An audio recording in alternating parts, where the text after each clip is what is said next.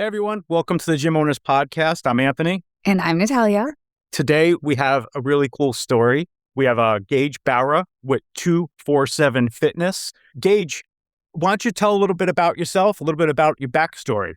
I come from a construction background and I needed to get custody of my daughter, so I started looking for more flexible schedules as far as work goes so I could get her to and from school. And I found a gym, went from just managing it to doing the maintenance because I saw how hefty those invoices were. And then I need plumbing, and he just slowly picked up all these jobs to then I was doing the books. And now I transitioned to my own. I think you're being a little modest there because I know how many hours you worked, and you were working not just one, you were managing pretty much both locations, right? Yeah.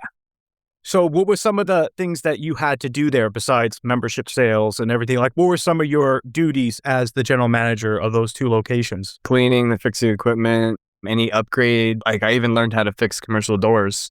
That was difficult, but I got that. Putting in helping with the 24/7 door system, making sure that's working. Yeah. Right? So tell the interesting story part is, how did you become a gym owner? Because most people, they either work at a gym for a long time, it's their dream to own a gym, and they usually buy the owner out or whatnot. Tell your story of how did you become a gym owner and so young? Because there's people that are 40, 50 years old there's their dream to own a gym and they never did it. So how did you become a gym owner? So after I started at one location in my hometown, got that going really well. Then my little brother was like, well, I want to try working at the gym. So the one owner owned two of them. I was managing the first. The second one had opened and it wasn't doing very well.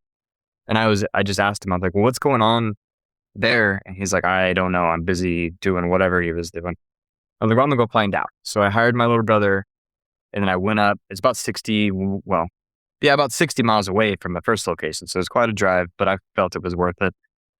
And ended up having to fire that manager after 3 months of just fighting with her. Like I'd come in, there's 18 missed phone calls and she's doing yoga in the office. And I'm like, what are you doing? She's like, well, I don't have time to answer the phone. And I was like, oh, you're going to have a lot of free time soon. You know, that's what I was thinking. But then couldn't find staff there. So I was just stuck for about 2.5 years at that. So now I've been at each location for about 2.5 years. But all while running the second one, I'm still overseeing the first, kind of babysitting my brother, making sure because he's just doing the membership sales and cleaning. So I'm still, if any machines go down or anything, if there's any members that are unhappy, I kind of deal with them too to keep everything smooth. But then that owner decided to sell, and the new company came in with all these promises and new equipment, and they're not going to change the rates and all this. Well, they ended up doubling the rates, not doing new equipment, and sending people to collections, just a lot of stuff. And I was like, I can't even work here. They cut my pay by 2/3 after promising I would only make more, not less. But I was like, well, this is a big change because I was doing really well, worked really hard, and was being paid for it. And now I'm making less than when I started at this place. So they still wanted you to do everything. Well, they did the maintenance and stuff, which that drove me nuts too, because so it wasn't my responsibility anymore, but it took 3 months for anything to get done. So everybody's used to my face fixing things. So I look bad because it's not being fixed. And I'm just like, I don't know what to do, guys. Like, quit, put in my 2 weeks there. I tried to do a 3-day notice. They asked for the 2 weeks. And I just, in the middle of the ending of my career there, is when I started looking into a space in my hometown and just started slowly building, got the website going, found a space that worked, negotiated a lease. Everything that you just said in the last 30 seconds is what's keeping a lot of people from opening up their own gym, where a lot of people says, well, everyone says I could do that. Let's go back. You decide to open up your own gym. What's the first thing you do? You said you trying to find a space. What in your process of opening up a gym, what would you say was easier than you thought that has kept you from opening up your own gym? I think the hardest part is funding. If you don't have time and business credit, it's almost impossible. I was lucky and was able to leverage my dad's house because it was paid off by my grandma or great grandma. So that's where my funding came from. And then I found gym equipment, etc., that they have brand new equipment equivalent to Life or Hammer Strength or Life Fitness for about a third of the cost. So that made it easier. And then just me knowing how, like, the flooring I did, the painting I did, the 49 light fixtures I fixed, like, so I mean, even those, yeah, those three things right there, if I paid somebody, that's $20,000. Wow. When I spent maybe three on materials and spent, I don't know, maybe 2-3 weeks of time doing it. It all depends on how much work you want to put into it. And I guess that's what made it so easy for me, because I didn't find it hard at all. But in my mind, I was like, I don't have a choice. Either I'm back to construction, I'm never going to see my daughter, or I open this gym. So I opened it was now or never, because like we talked before you decided to even open, and we both were saying, like, this is your opportunity. I think you said you found a location that was perfect. You knew that. You said that you mentioned that they jacked the rates up on the other members. So the other members are seeing you're not there anymore, which they loved you. Their rates got jacked up. This is the most perfect time to open up a gym to, like, capitalize on everything, right? Yeah. You were already basically the owner without the title at the previous station. The only thing I didn't do was pay the landlords. Yeah. Everything. I mean, I had the utility logins, so I would check them, make sure they're not spiking. And if they're spiking, I'm like, okay, what's causing the spike? I was already. Wow. So in my mind, I was like, this isn't difficult. I just need the space. And at that point, you just needed your own place to have the members come. So did you have a big following from the other locations over to you as soon as you were open? I used good business practice, I guess. I wasn't like stealing phone numbers and emails and trying to do any of this. I'm like, I'm going to open this as if I'm new to town. So how fast from finding your location were you able to start selling people? And because the gym's only been open a couple months, and let us know how, where, like, you don't have to go deep into numbers, but I know you're doing pretty well, and how important the importance of pre-sale. So any new owners that are maybe watching this. So I had the website open. Everything was ready. So as far as publishing the website, the link to sign up, everything was there. Probably 2 weeks before I even got the definite, yes, you can have the space. I was just waiting to hit that launch website button. Once that happened, they were like, yeah, okay, well, we've negotiated enough. We'll do the space. Now we're going to run through, our plumbing, our ACs, all that to make sure it's working properly. And when I got that, I was like, launch. So I launched the website, start selling memberships, which I got 6 that month. Mind you, it was 3 different suites. Well, 4 different suites. 2 of them were already opened up. But when you walk in, you had 12-foot by 71-foot walls, like, that needed to be ripped out. 2 suites didn't even have flooring in them, just cement. But I'm already selling memberships at this point. And then I had the location up there, hoping people would come by, seeing the construction, like, hey, this is coming. And then I ended up getting a 3D rendering. So basically a computer-generated gym, in a sense, with really close to the colors and the equipment, and just how the space what the gym was going to look like once it was done. Correct. Yeah. So that helped. Okay. And then it turned into, well, now I'm designing it to look like that, because that pretty much gave me my color scheme and all that. So that worked out well, too. But I was pre-selling the second that I could. So you weren't just pre-selling on the website. You actually opened the doors when everything was still... Oh, yeah. That's people awesome. So because a lot of people are scared to do that. So how did that benefit you? I love it because it shows the authenticity of pre-sales. Like, hey, we're doing this because we're giving you a cheaper rate for being in phase 1 pricing, because look around, like, there's wires hanging from the ceiling and the floor isn't in there. So yes, if you sign up now, I'm going to give you a cheaper rate. Tell us how you did your pre-sales. And so you got your space. It wasn't a gym, to be clear, in case you're watching this. It wasn't a gym yet. It was still stuff on the floor. How did pre-sales go? Keep going with that. I just was in here working. People would walk in and, like, kind of be hesitant to walk in. I'm like, come on in. And they're like, is there a manager or somebody that works there? And I'm like, yeah. I never like go around, well, I'm the owner and Like, if they ask me if I'm a manager, I'm a manager. If they ask me if I work here, I just work here. Like, I don't boast at all. And pre-sales was pretty easy, would you say? Like once people came in, they were like, "Hey, this is awesome." Oh yeah, a lot of the time they would just come. I've already signed up online. I just wanted to kind of see the progress.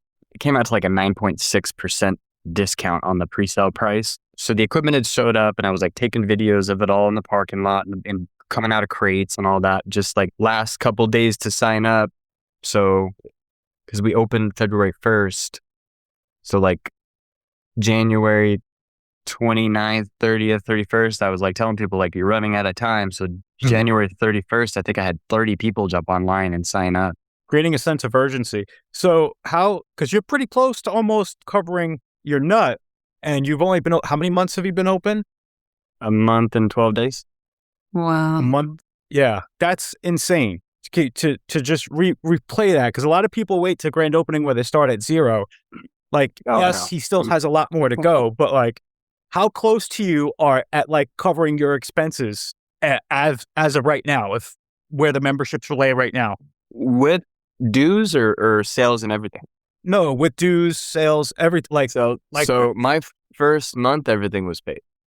Wow. And then this month, I'm looking at maybe an extra 2,000 or so on top of which I'm. So you're already profiting. I'm already profiting. So essentially, Wow. That's insane. Good job, man. Yeah, there's people that have been open a year that have yet to break $1. So you did more on pre-sales than I think you're letting on. But awesome. I don't have. So to me, I have nothing to compare. So I have numbers in my head. I'm like, if I don't hit these, then it's not good. If I don't sell 400 memberships my first month, it's not good enough for me. I don't know what other people are used to, or, which I didn't do 400. That was just a number.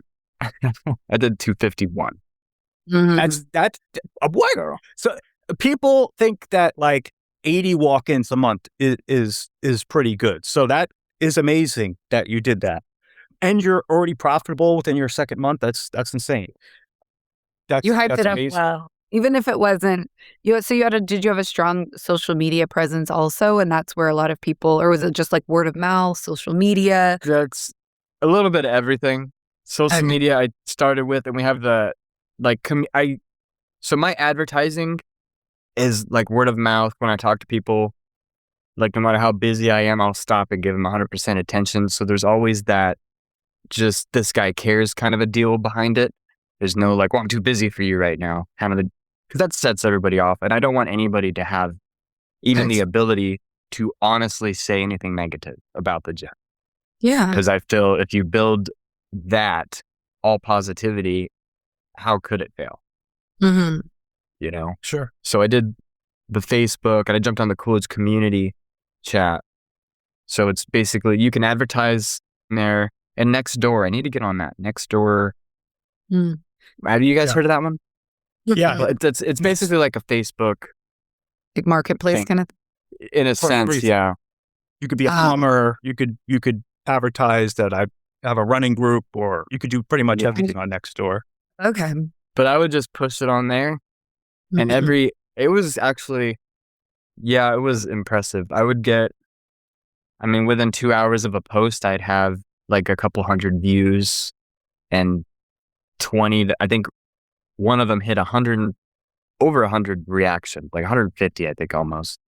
And then just comments, like 70, 80 comments. And I'm on there responding to every single one, like as fast as I can. That's important. Yeah. So I wouldn't go like a day when people are waiting for questions. I'm constantly checking my phone. If I see notification, responsive with it. Wow. So did you pay to have those boosted, or that was just all organic? I did a couple. I boosted the 3D rendering, and I just did like $300 because it's not a huge town. And then I boosted, like, we're actually open now kind of a deal. That's just a little quick walkthrough. And I don't even know if I had TVs fully up at that point. I was a little behind when I opened with no music. TVs weren't on the walls. Mirrors were barely being finished on one wall. But the equipment's here, guys. Go ahead and work out. Don't hurt yourself. Yeah. That's awesome. Yeah. why don't you pretend that we're coming in to check out your gym? Like, can you take us for a tour of your facility? Because I like people like. And by the way, how old are you, Gage? 30. Just turned 30. Congratulations, man. A lot of them don't have your assisted dips and pull-ups. So that's a selling point. And then your glute thrust back here. I just sell it on the equipment. Like, we're here to provide the best quality stuff for you. So plate loaded chest press, plate loaded row, and then all the cables. And then if they ask, I'll be like, yeah, and I made sure we had the logo on all the equipment. Just add that little touch. Like, I saw LA Fitness had it, so I had to do it. Yeah. That's awesome. 7, you're repping on the weight. Yeah. And then I got this raggedy trash can, but people use it, so I like it. Do you have Guru set up so you could show everybody your price presentation? You said you use Guru, right? I use Guru if they sign up on the website. If they're in person, I'll sign them up. If like 5 people come in, I'll answer. Basically, now I'm like the group leader.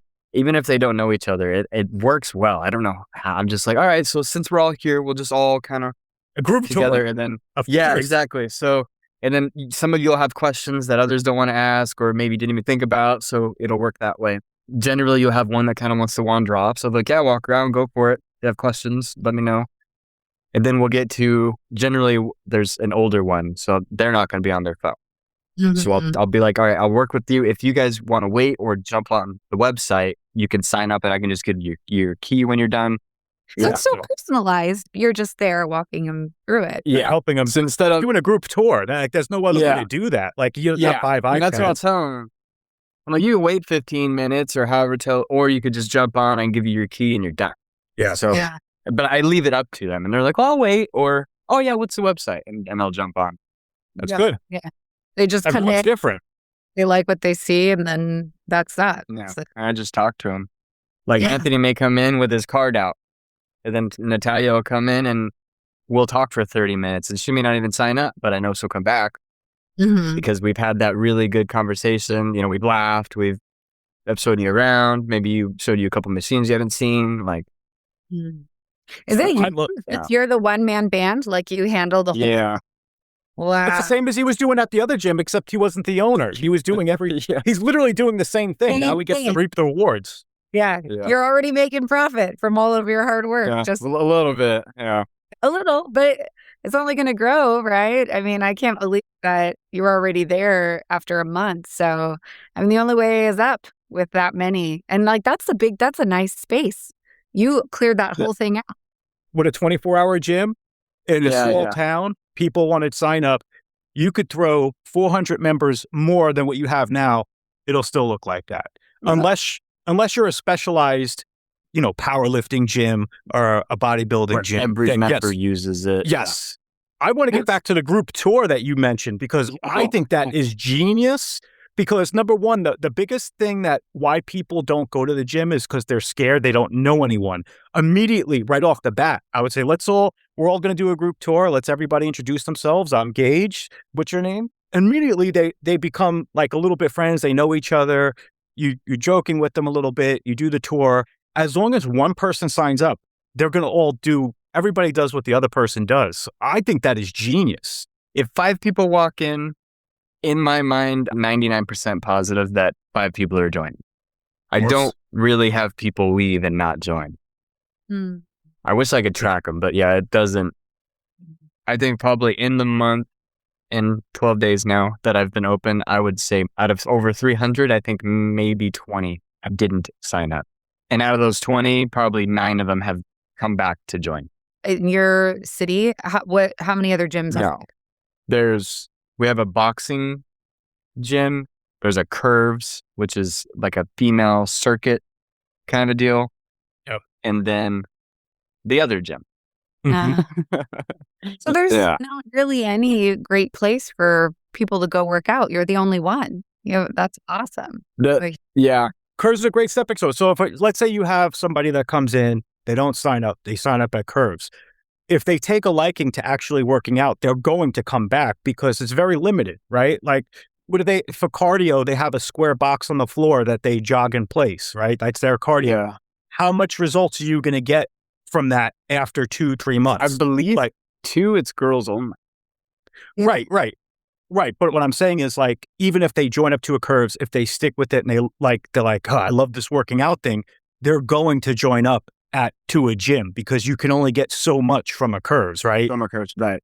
Yeah. So that's what I mean. It's a good stepping stone to where if they do sign up to a curves, you'll be like, all right, see you in a couple months. Yeah. I want to talk about real quick 24 hours because there's a lot of gym owners that are out there that are very scared of putting 24 hours to your club. What do you think about it? How beneficial has it been to you for you to be 24 hours? I don't think I would survive if I wasn't 24 hours. I'll just start with that. I think that would really detour probably a third of my members. I have 8 cameras running 24/7, which is overkill. Yeah. I mean, I even had a space there at the other gym. It was 14,000 square foot, so just about 3 times this space, and there was only 6 cameras. So I've done overkill on the cameras. That makes me feel better. And then just kind of back to the treating everybody well, it sets the stage where everybody just kind of respects everything, if that makes sense. Because nobody's being aggressive in any way. There's like a jacket up at the front that's been there for a couple days. There's a little dinosaur on the window next to the jacket. Like nobody touches stuff if it's not there. Yeah.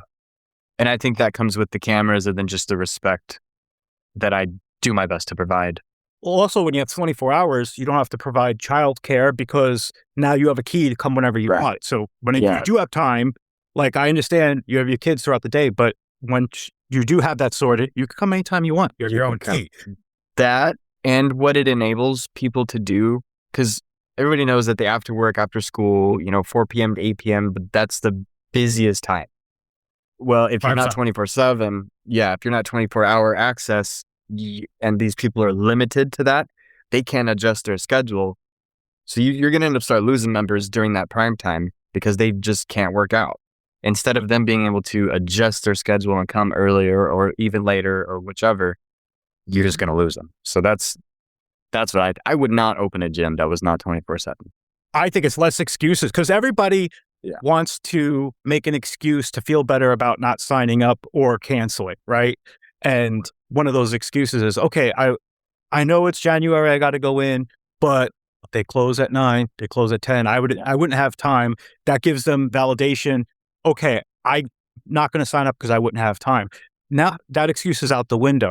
Another excuse is if, let's say they come in prime time, it's busy, they can't get a workout. Oh, I tried to go, it's too busy, I'm canceling. Where now it's like, dude, you have your own key to the gym. You come in whenever you want. Like that must eliminate so many excuses. Dude, I tip my hat to you, sir. Keep it going. Thank you. All right. Talk to you later, everybody. All right, guys. Good day.